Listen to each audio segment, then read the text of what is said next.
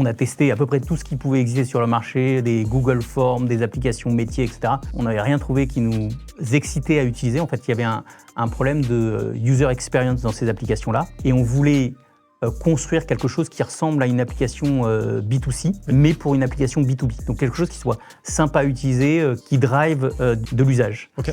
Et donc, ce qu'on a fait, c'est qu'on a décroché de chez Schneider. On a construit un petit MVP, mais vraiment... et puis, on a commencé à tester. Fabrice, CEO de Ubique, a atteint 1 million d'ARR grâce à une série de décisions simples, mais radicales. Un produit volontairement étroit, un ICP extrêmement précis. Dans cet épisode, on retrace pas à pas comment Ubique a atteint 1 million d'ARR. Comment Fabrice valide une idée uniquement quand un client signe un chèque? Pourquoi il choisit un ICP ultra étroit?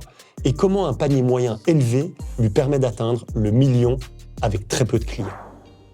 Salut Fabrice, ça va? Salut. Ouais, c'est cool. Merci d'avoir pris le temps, en tout cas, d'être venu aujourd'hui. Oui, il neige en plus à Paris. Exceptionnel. Pour lancer dans le vif du sujet, est-ce que tu peux nous pitcher Ubique? Alors, Ubique, c'est une application qui est destinée à des réseaux de magasins et qui sert à améliorer l'efficacité opérationnelle en magasin. Donc, ça sert pour les vendeurs en magasin, pour les directeurs de magasins, pour les responsables de région, pour gérer la communication avec les équipes, la formation, l'onboarding et la formation continue, et les tâches au quotidien que tu dois réaliser pour faire tourner ton magasin. Okay. Hyper clair. Ça existe depuis combien de temps? Ça fait 12 ans maintenant. Ok, 12 ans, top. Tu es l'un des fondateurs. Je suis l'un des fondateurs, on est 3 fondateurs.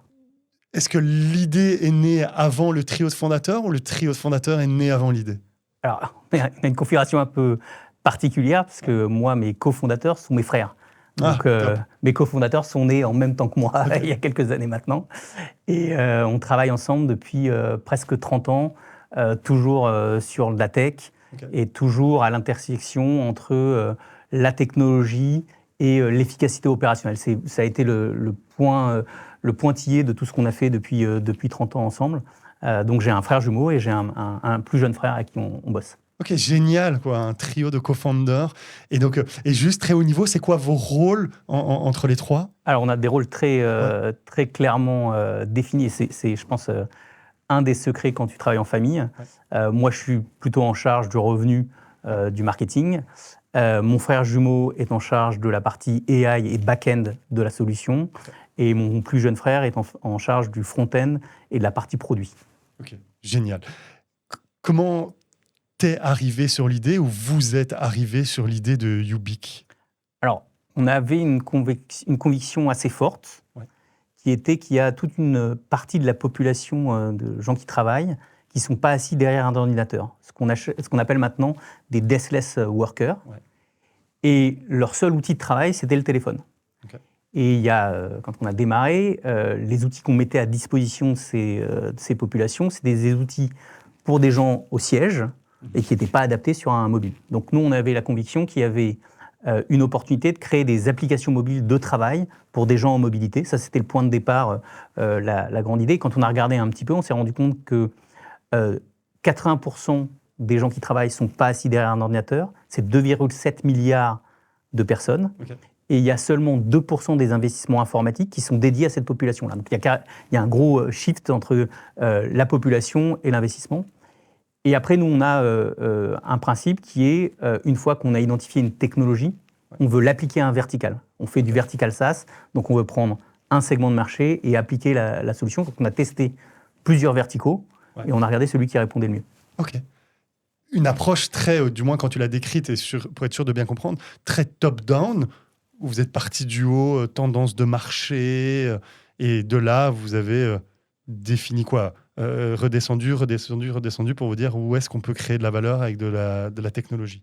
Oui, mais en fait, surtout au démarrage de l'idée, oui. Moi, je pense qu'il faut les deux. Il faut du top-down et il faut du bottom-up. Il faut aller voir des gens, il faut aller comprendre comment ils travaillent. Donc, une des choses que j'ai faites, c'est que je me suis mis avec un directeur de magasin et j'ai passé 2 semaines à vivre la vie d'un directeur de magasin pour comprendre de quoi sa vie était faite. Parce que je veux confronter un peu une direction avec des choses hyper pragmatiques pour identifier des opportunités. Mais hyper aligné avec toi.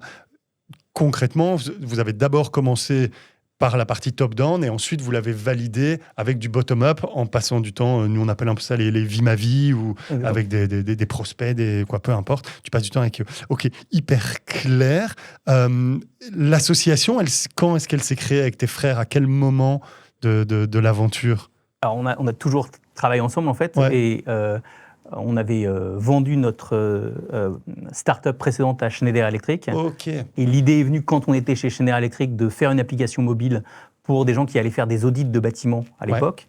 On a testé à peu près tout ce qui pouvait exister sur le marché, des Google Forms, des applications métiers, etc. On n'avait rien trouvé qui nous excitait à utiliser. En fait, il y avait un problème de user experience dans ces applications-là. Ouais. Et on voulait construire quelque chose qui ressemble à une application B2C, mais pour une application B2B. Donc quelque chose qui soit sympa à utiliser, qui drive de l'usage. Ok. Et donc, ce qu'on a fait, c'est que on a décroché de chez Schneider. On a construit un petit MVP, mais vraiment, je dirais le principe pour nous ce qu'est un MVP. Et puis, on a commencé à tester. On a regardé le retail, on a regardé l'assurance, les assurances. Et puis, on avait regardé une troisième catégorie. Et très rapidement, le retail a semblé être le bon segment pour nous. Ok, génial, on va revenir là-dessus. Mais juste, donc ce que je comprends bien, c'est que vous aviez fait une première boîte, ou je ne sais pas si c'était une première, mais avec tes frères. Ouais. Donc vous avez vendu. Juste parle-nous quand même, comment tu t'associes avec tes frères, quoi. C'est un peu particulier. Comment tu choisis? Tu choisis pas, ou comment ça se met, en fait? Tu choisis pas, ils sont là. Non, mais comment ça se fait? Je pense qu'on a d'abord une histoire familiale, puisque mon père travaillait avec mon grand-père, donc son père, et son frère.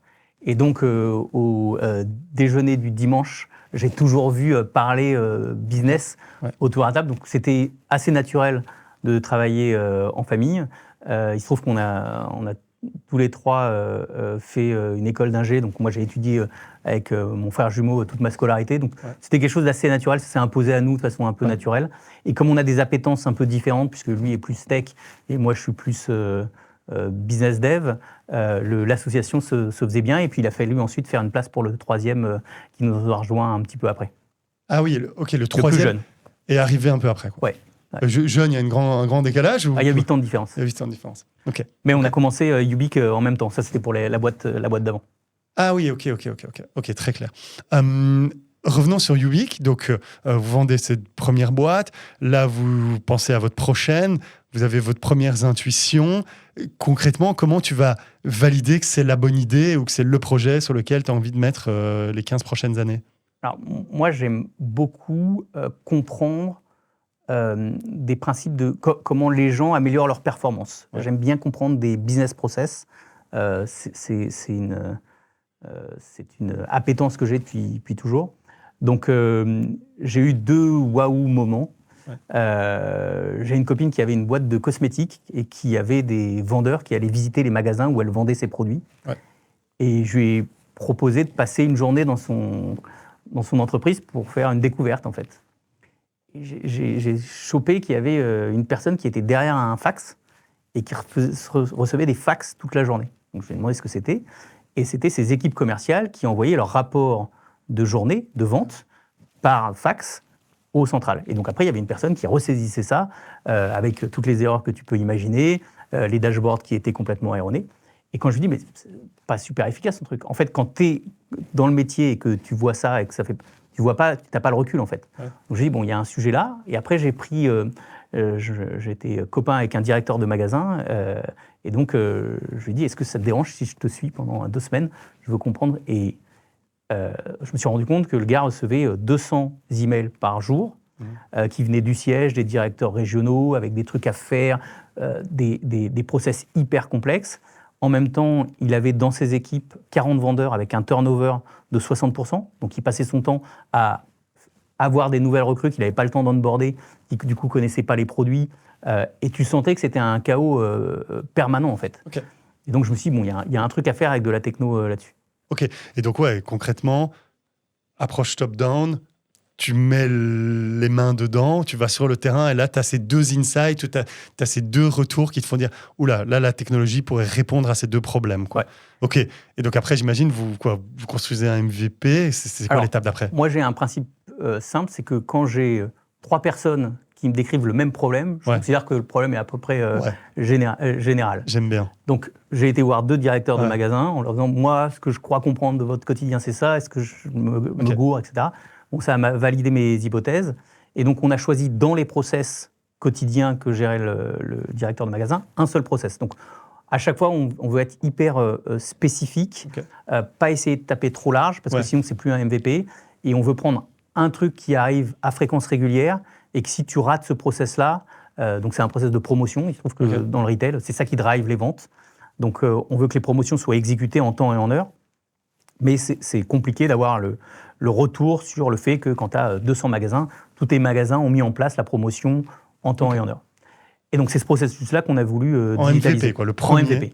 Et juste ça. Donc, c'est un petit truc, mais comme ça arrive tout le temps, et quand tu le rates, tu as un gros impact sur les ventes. Tu as un owner dans la boîte qui est responsable de la bonne exécution. Donc, tu as un gars que ça empêche de dormir quand c'est pas bien fait, et qui a un impact business quand c'est pas bien fait, qui est énorme. Tu as les 3, si tu veux, caractéristiques qui font que tu as un vrai problème. Et donc, on fait un MVP hyper simple. Je vais revoir le responsable des magasins et je lui dis, écoute, donne-moi 10 magasins et puis on teste pendant 1 mois pour voir si ça apporte de la valeur ou pas. Combien de promotions par mois ils font? Je ne me rends pas compte. En fait, tu vas faire à peu près 5 promotions par semaine. Donc, ah oui, quand même. Donc, il y a déjà un volume de promotions qui allait passer par ton outil. Et donc, c'est payant ou pas payant? Alors, ça, c'est une bonne question. Alors, c'est tout le problème des POC. J'ai vu plein de startups qui font plein de POC et qui ne convertissent jamais. Donc, moi, j'ai un principe simple, c'est que la validation du MVP, c'est est-ce qu'il y a un chèque au bout? C'est le seul critère. Parce que sinon, tu construis des fonctionnalités pour des fonctionnalités. C'est hyper confortable parce que quand tu construis des fonctionnalités, tu as besoin de discuter avec personne et tu n'es pas confronté à la réalité. Donc moi, je veux construire le minimum de features que quelqu'un est prêt à payer. Ok, donc les 3... Le montant qu'il va payer n'est pas important, mais le fait qu'il soit capable de dépenser de l'argent, ça veut dire que tu commences à lui résoudre un problème. Très clair. Donc là, tu en avais 3 avec qui tu as fait des pilotes. Donc alors, on fait d'abord ce premier pilote sur 10 magasins. Et au bout de 2-3 semaines, le gars me rappelle en disant « je veux ça dans tous mes magasins ». Je lui dis « peut-être trouver un petit sujet qui est sympa ». J'ai refait ça avec le deuxième directeur de magasin, même principe. Donc j'ai dit « bon, on a un bon sujet là, il faut qu'on peaufine un peu les choses ». Et c'est à ce moment-là que tu tires Après, c'est entre guillemets, une fois que tu as passé cette étape-là, c'est hyper facile parce que tu as quelqu'un qui a envie, tu peux t'asseoir avec lui et tu tires la pelote de laine gentiment en disant « bon, qu'est-ce qui manque, qu'est-ce que tu veux de plus, etc. » Donc après, c'est que du bonheur. Juste 2 secondes. Le MVP, concrètement, techniquement, quoi, à quel point c'était dégradé, aujourd'hui, c'est quelque chose que tu fais avec Claude Code en 5 minutes. C'était quoi ce MVP? Non, c'était déjà costaud. On avait déjà fabriqué nos layers techniques, c'est-à-dire l'architecture technique de la plateforme, elle était déjà solide. On a l'habitude de fabriquer des plateformes enterprise grade. Donc, nos clients sont des très gros retailers. On ne voulait pas prendre de risques sur la sécurité, sur de la latence, etc. Donc, on savait qu'on voulait fabriquer une application mobile. Ce que serait cette application mobile, on dit, bon, au pire, mais on avait déjà notre usine pour fabriquer. Et on a fait ces premières fonctionnalités sur la base de cette tech stack-là, pour ne pas avoir à recréer la tech stack et pour ne pas avoir un truc qui est complètement jetable. Peut-être qu'on aurait jeté des fonctionnalités, mais en tout cas, l'infrastructure, elle était là. Elle était là, ok. Hyper clair. Ok, il paye combien? Le premier, avant qu'il t'appelle pour te dire « je le veux partout », on était quoi? Bon, c'était il y a 12 ans, hein, mais... mais je sais pas. 10 000 euros, 15 000 euros. Ouais, c'est ça, non, mais c'est bien. C'est juste, il faut que ça... Il faut passer le process, surtout dans les grandes boîtes. Il doit aller demander le budget, il doit faire signer le truc. Ça montre qu'il fait l'effort, en fait. C'est juste ça. Donc, c'est presque symbolique. Ça paye pas les salaires. Donc, il y en a 3 qui ont payé 10 000 euros pour faire le test. C'est que tu as quelque chose en face de toi. OK. Et donc là, j'imagine... Je sais pas, est-ce que ça a été ça, le aha moment? C'est quand il t'a appelé pour te dire « je veux mettre ça dans tous mes magasins » ou tu l'avais déjà eu avant, que ça sentait bon, tu vois? Tu avais vu les problèmes, tu avais vu les fax, tu avais vu... Mais...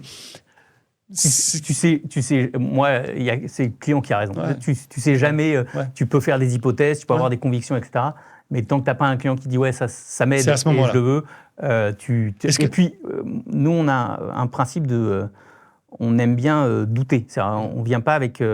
on vient avec une capacité à se remettre en question. Et donc, ça, c'est des jalons qui sont importants pour nous, parce que c'est un tiers qui nous dit « ce que tu es en train de fabriquer, ça vaut quelque chose ».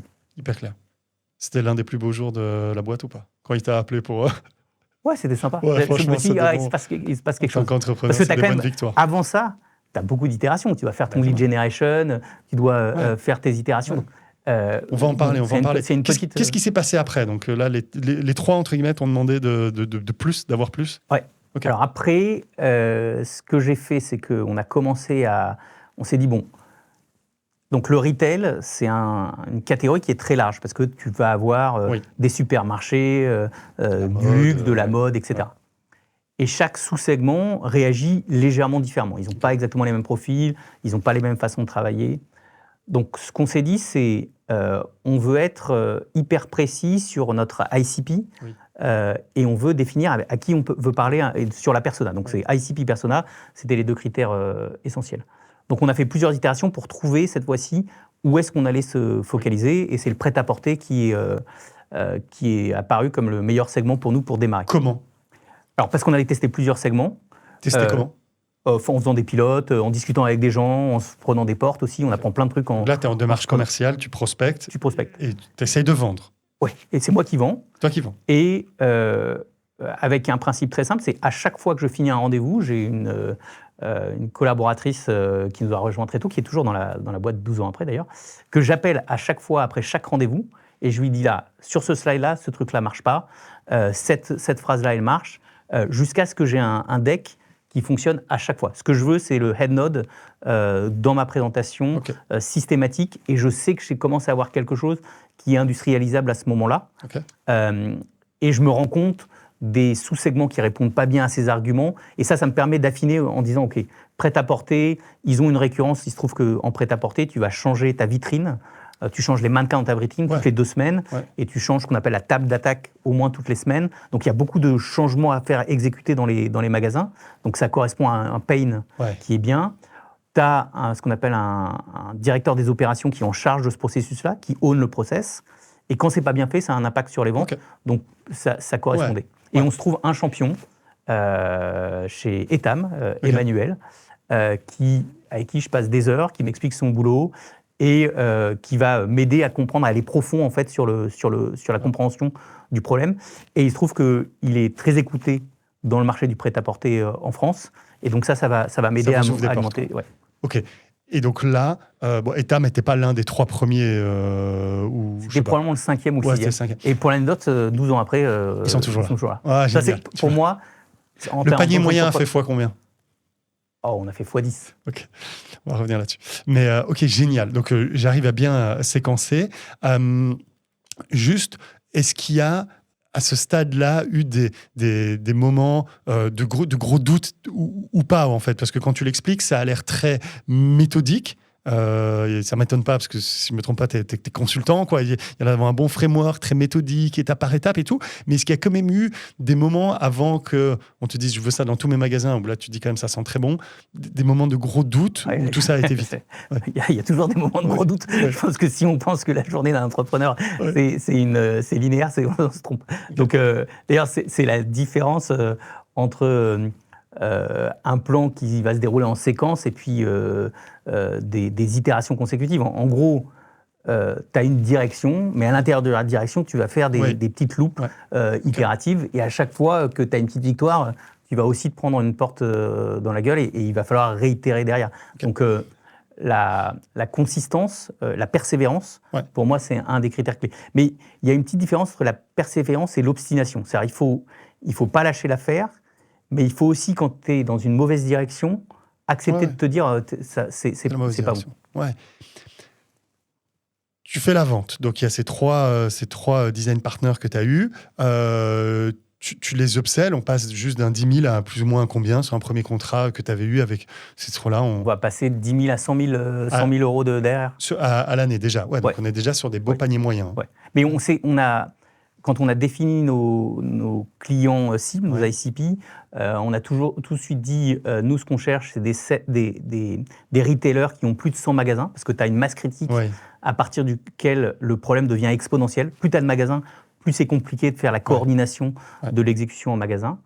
Et donc, mécaniquement, si tu avais ton proof of value sur un petit échantillon, finalement, l'ARR, il grossit de façon mathématique, en fait. Je comprends. OK. Tu as ces trois-là. les 10 d'après, ils sont arrivés comment? Parce que si je comprends bien, les 3 premiers, c'était un peu du réseau ou c'était du via-via. Les 10 d'après, ils sont arrivés comment? Avant que Emmanuel de Etam vous fasse connaître à tout le monde. Comment tu as fait? C'est toi le vendeur en plus. La deuxième étape, une fois que j'avais un MVP qui fonctionnait et que j'avais trouvé le business case, ça a été le lead generation. Ouais. Donc, on a testé plein de trucs en lead generation. À l'époque, ce qui fonctionnait encore, c'était à l'époque où il y avait le bouquin de HubSpot sur les séquences d'emails, etc. Maintenant, c'est cramé, hein, ça marche plus, ça. Mais à l'époque, ça marchait pas mal. Ouais. Et là aussi, plus tu es clair sur ton ICP, plus ton messaging il est pertinent, plus les gens ils vont accepter de te. Vous avez fait quoi? Vous avez créé du contenu? Vous avez invité ces gens? On a créé du contenu. J'ai fait pas mal de confs. J'ai fait témoigner les clients qui étaient déjà en production. Parce que j'ai réussi à créer un espèce de fear of missing out. C'est-à-dire que en retail, comme tu travailles sur des marges qui sont assez fines, si tu as un de tes concurrents qui a fait un truc et qui permet d'être plus efficace et que ça fonctionne, tu veux pas forcément être le premier, mais tu veux pas être le dernier en fait. Donc on a réussi à choper un espèce d'effet d'entraînement avec les témoignages. Et donc pour moi, la meilleure publicité, c'était mes clients. Donc les avoir sur des confs, les avoir avec des vidéos de testimonial, donc fabriquer du contenu qui était dans la vraie vie et qui expliquait les cas d'usage. Donc vous avez investi sur la communication des success stories de vos clients. C'était essentiel. C'était essentiel. Et j'ai pas fait de pub, etc. Mais ça, mes clients sont mes meilleures références. C'était un de mes motos, c'est toujours d'ailleurs un des trucs clés. Vous traquiez ou c'était ton seul canal d'acquisition et tu dis que tout venait de là? Ou comment ça fonctionnait? Après, c'était encore le début, donc j'imagine que tout n'était pas mis en place, mais comment tu as eu cette conviction? Parce que tu l'avais, cette intuition, ou tu l'as vu chiffré dans ton tableau de reporting HubSpot? Non, je me suis rendu compte, en fait, que c'est un petit monde, en fait. L'intérêt de travailler sur une niche, c'est que si tu as des références, que les gens sont contents, ils vont en parler. Donc, finalement, tu as un effet de réseau un peu informel qui se crée de façon naturelle. Donc, du coup, ton coût d'acquisition n'est pas très élevé. Si ton ICP est ta persona, tu sais quelle fonction tu targetes. C'est assez simple, en fait, de l'avoir. Et puis ensuite, tu trouves les bons salons, les bons events où il faut aller pour raconter ton histoire et pour expliquer ce que tu fais. Donc, je pense que ce qui est contre-intuitif à cette étape-là, mais qui marche, c'est de réduire sa cible pour avoir un truc très très fin, une target très très fine. Et plus parce qu'au début, comme tu pars de zéro, tu peux que faire mieux. Donc, plus ta target est fine, plus tu vas avoir du résultat. Tu n'as pas spécialement besoin de beaucoup de volume dans ton funnel, mais tu as besoin d'avoir des gens extrêmement qui correspondent exactement à ce que tu cherches, et tes taux de conversion vont être naturellement très très bons. C'est qualité versus quantité. Exactement, et c'est au début, comme tu pars de peu de clients, chaque nouveau, il va te multiplier ton Et donc, dans cette première phase de Ubique, panier moyen 100 000 €, donc vous faites 10 clients, vous faites 1 million d'ARR. Ouais, c'est ça. Ok, super. Ça paraît simple. Juste le sales cycle, tu mettais combien de temps Alors, à l'époque, j'avais des sales cycles de 6 à 9 mois. Parce que tu dois t'inscrire dans une démarche budgétaire. Donc, quand tu arrives avec le budget, il est déjà... donc, tu dois attendre l'année d'après. Après, on avait des petites tactiques pour commencer à montrer la valeur pour que le champion ait un business case qui puisse aller défendre pour avoir du funding, même s'il n'est pas dans un cycle budgétaire. Donc, comment tu faisais ça? C'est ça. On a une méthode très efficace pour faire un avant-après, en disant, voilà comment opère le magasin sans l'outil, et on va comparer ça avec des magasins qui opèrent avec l'outil pour regarder combien de temps on fait gagner aux équipes en magasin. Et on va compter concrètement le temps et comment ce temps est réalloué. Et donc, ça nous permet de quantifier en fait le business case. Et donc, ça permet de shorter des cycles budgétaires, parce que si tu arrives à prouver... Les retailers, ils sont très pragmatiques. Si tu arrives à prouver que tu vas leur économiser de l'argent, ils n'ont pas besoin d'attendre un cycle budgétaire. Très concrètement, comment tu fais ton avant-après, ou du moins, comment tu fais ton analyse de aujourd'hui, votre magasin sans Ubique, il fonctionne comme ça? Ça veut dire quoi? Tu as accès à leur boîte mail? Tu as accès à quoi? Qu'est-ce que tu regardes? Tu vas regarder plusieurs choses. Tu vas regarder les volumes d'interactions qui se passent par mail, par WhatsApp. Donc, ils te donnent accès quand même à... Oui, pour faire le diagnostic, tu es obligé que... Ah oui, donc diagnostic, ils te donnent accès à... un vrai diagnostic. Tu passes du temps dans les magasins en faisant ce qu'on appelle des relevés de temps pour vérifier qu'est-ce qu'ils font et où est-ce qu'ils perdent du temps. Tu passes du temps au siège. Une fois que tu as ça, tu as l'état de départ. Tu mets en place la solution, et puis après, là, c'est l'outil qui va mesurer le temps passé et qui va permettre de faire une comparaison. Et du coup, tu peux chiffrer, en multipliant ça par le nombre de magasins, le gain potentiel. Cette analyse de démonstration du ROI, vous l'avez fait dans votre cycle de vente pour tous vos clients, ou c'est uniquement pour bypass le problème du budget l'année prochaine? On le fait quasiment systématiquement. Quasiment, ok, Parce génial. que le retail est un monde où on opère avec des marges assez fines, donc c'est essentiel de pouvoir exprimer et quantifier le bénéfice l'impact de la technologie. Ok. Tu arrives à ton million d'ARR, tu as tes 10 clients ou 13 parce qu'il y avait ceux d'avant. Vous êtes combien dans l'équipe à ce moment-là On doit être une quinzaine, une vingtaine. Ok. Au début, j'ai beaucoup utilisé des stagiaires. J'avais beaucoup de stagiaires, probablement plus de stagiaires que de gens permanents. J'avais un filon de mon école d'ingénieur, donc et il y a plein de stagiaires qu'on a embauchés derrière d'ailleurs. Donc c'était une super technique. Quand ils repartaient, on prenait les stagiaires entre la deuxième et la troisième année d'école d'ingé. Okay. On leur donnait des swags, des t-shirts, et du coup ils faisaient. Et après, pour ceux d'après. Donc ça, on était un des plus gros recruteurs de stagiaires. Et puis ensuite, ça nous a permis d'embaucher en fait une équipe canon. Les 50 premiers recrutements, ils sont essentiels. Ouais. C'est clé. Donc on a. Donc à 1 million, on devait être une quinzaine, une vingtaine. Ok. Et vous avez levé des fonds à ce moment-là? Oui, on a bootstrappé jusqu'à 1 million, 1,5 million. Donc on a investi notre propre argent avec mes frères. Grâce à la vente de la boîte d'avant? Grâce à la vente de la boîte d'avant. Ok, super. Et puis ça permettait de faire nos propres erreurs et de prendre le temps qu'il fallait pour faire quelque chose de bien. Et puis à un moment, je voulais passer à l'échelle. Donc on a fait une première levée de fonds à l'époque de 5 millions de dollars. Avec un fonds qui est basé en Angleterre, mais dirigé par un Français. Ok.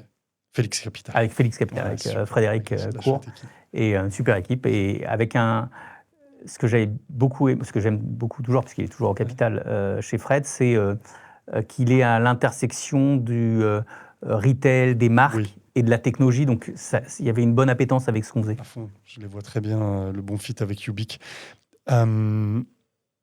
Vous avez lancé les US à quel moment en termes d'ARR ou de durée après avoir lancé Yubic en France? Alors, moi, j'ai toujours eu envie de lancer les US, y compris avec ma boîte précédente, mais je n'avais pas réussi. Alors, il y a plusieurs choses que j'ai faites dès le départ différemment.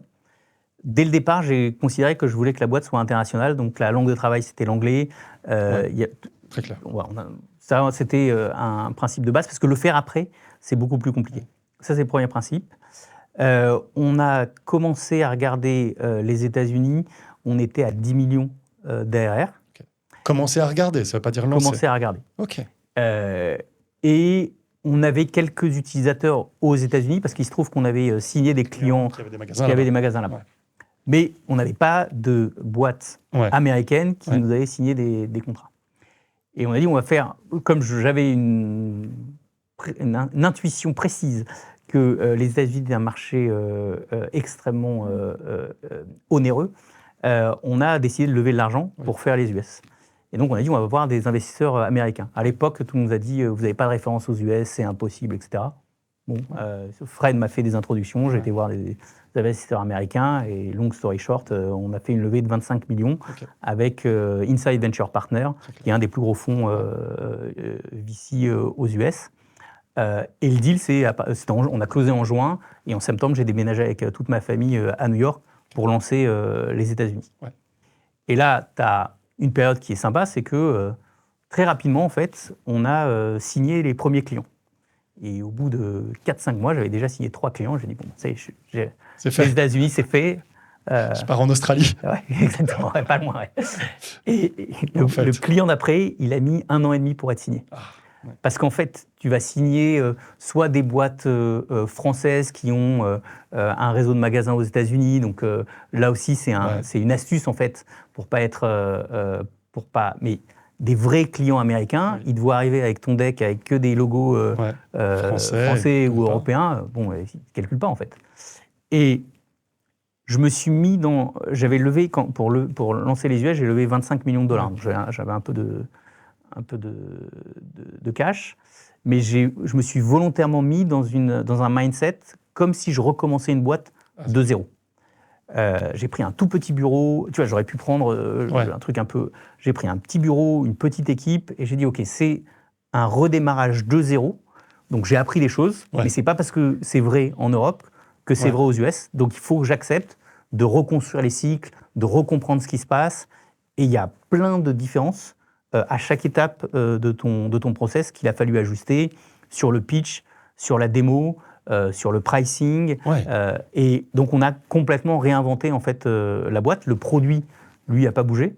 Mais le produit est resté le même. Le produit est resté le même. Après, plus tard, dans la roadmap, j'ai fait prioriser des fonctionnalités demandées par les clients US. Mais au tout départ, le produit n'a pas bougé. C'était vraiment c'est tout ce qui est autour du produit qu'il a fallu ajuster. Ouais, la façon de le vendre. Donc, je ne sais pas, commençons peut-être si on regarde le funnel, les canaux d'acquisition. Est-ce que c'était quoi la stratégie numéro 1 avec les Là, US? déjà, j'étais foutu parce que je n'avais pas de référence US. Donc, je ne pouvais pas repiquer mon effet boule de neige que j'avais fait en France. Je n'avais pas les réseaux. Tu débarques, tu ne connais pas, en fait. Donc, tu ne sais pas où est-ce qu'il faut aller, quels sont les confs, etc. Donc là, on a fait une stratégie purement outbound, email. Et le piège des US, c'est que le marché, il est tellement large que tu peux te perdre, en fait. Donc, j'avais déjà vu en Europe que la spécialisation marchait, mais là, c'est de l'hyper-spécialisation. Donc, ce n'était pas seulement la mode, c'était encore plus précis que ça. Exactement, c'est mode, East Coast, sur un segment de magasins entre 100 et 200 magasins. Parce que si tu vas chercher des références trop grosses, tu ne vas pas les avoir tout de suite. Il faut commencer par du mid-market. Donc, tout ça, c'est plusieurs itérations pour y arriver. Et une fois que tu as un périmètre sur à peu près 100, peut-être 200 comptes comme cible, c'est largement suffisant pour travailler. Tu n'as pas besoin de plus au début. Et donc là, c'était outbound à 100%. C'était outbound à 100%. Jusqu'au moment où tu as réussi à signer quelqu'un. Et jusqu'au moment où on a réussi à signer avec Levi's. Et Levi's, c'est la marque américaine. Tu as 3-4 marques aux États-Unis qui font... tu as Levi's, Ralph Lauren et Nike. On en a 2 sur les 3. Le prochain challenge, c'est de signer Nike. Ça. Beau challenge pour 2026. Exactement. OK, là, tu as réappliqué un peu le playbook, du moins d'un point de vue GTM, où là, tu as mis ton client en avant, tu t'es investi là-dessus, dans la com. OK, très clair. Juste, cycle de vente, on est resté sur des cycles de vente de 6 à 9 mois ou on est passé sur quelque chose de plus court aux US? Alors, c'est légèrement plus court parce qu'il y a un truc un peu plus transactionnel dans la façon d'acheter. Donc, quand en Europe, on était en moyenne à 9 mois, on était plutôt à 6 mois aux États-Unis. Et quand ils lancent un process, ils vont aller au bout du process. Alors, ils lancent un process d'achat, ils vont acheter quelque chose. Ils vont prendre quelque chose. Alors qu'en Europe, tu peux faire tout un process, ils font le RFP, puis à la fin du RFP, ils te disent finalement, on a décidé de ne pas faire. Là, tu sais qu'ils vont aller au bout. Panier moyen, il a été multiplié. On passe de 100 à combien? 2,5. C'est 2,5 fois plus grand pour 2 raisons. D'abord parce que les réseaux de retail sont plus grands, il y a plus de magasins, et tu as un price point qui est légèrement plus élevé. OK, oui, le price point de base, les software, le unitaire est légèrement plus cher. OK. Est-ce qu'il y a Donc, c'est comme si tu avais vécu un peu 2 fois ce 0 à 1, une fois en France, vraiment au lancement d'Ubique, et tu l'as revécu aux US. Est-ce qu'il y a une énorme différence? Est-ce que tu as fait quelque chose de différent? Est-ce que si tu devais le refaire une 3e fois, tu changerais encore quelque chose? Tu as des learnings là-dessus?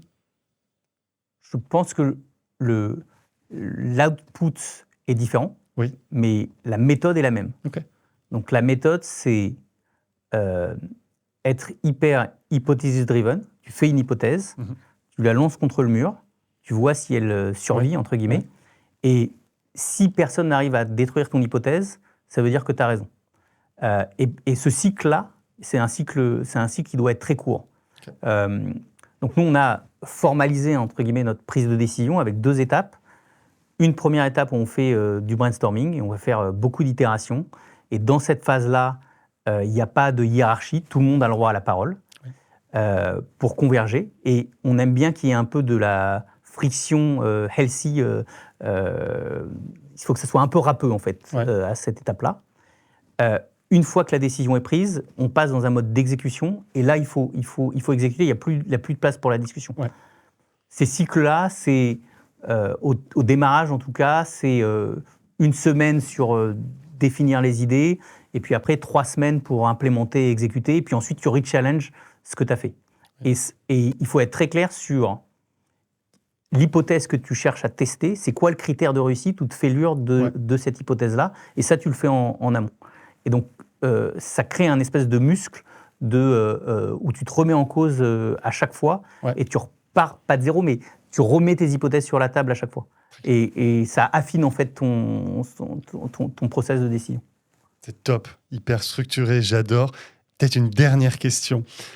En tant qu'entrepreneur et récidiviste, plusieurs boîtes, cette fameuse phase de 0 à 1 qui est chaotique, qui est souvent indescriptible et tout ça, est-ce que c'est quelque chose qui te manque? Est-ce que c'est quelque chose que tu arrives encore à vivre aujourd'hui? Comment tu le regardes? C'est une bonne question. Moi, d'abord, c'est une phase que j'adore, parce que je crois que je suis assez créatif et j'aime bien faire des nouvelles choses. Par contre, si tu fais ça, là maintenant on est 250 personnes, je mets la boîte par terre en fait. Donc je suis obligé de me retenir. Donc j'ai une petite astuce, c'est que j'ai compris qu'il fallait que j'arrête de faire ça, mais je me trouve 2-3 petits sujets à côté en fait, qui vont pas casser la machine. Donc là maintenant on est dans une phase d'industrialisation, il faut mettre en place des process, il faut qu'il y ait des méthodes de décision dans lesquelles je suis plus impliqué, etc. Mais je me garde 2-3 petits sujets qui sont à moi. Alors d'ailleurs j'ai changé ma méthode. Avant j'avais 2-3 petits sujets par quarter. J'ai arrêté ça, je prends un sujet par quarter. Je le dis à mon exec committee que je vais prendre ce sujet-là, c'est moi qui choisis le sujet. Je ne demande pas l'autorisation, mais j'explique pourquoi je choisis le sujet.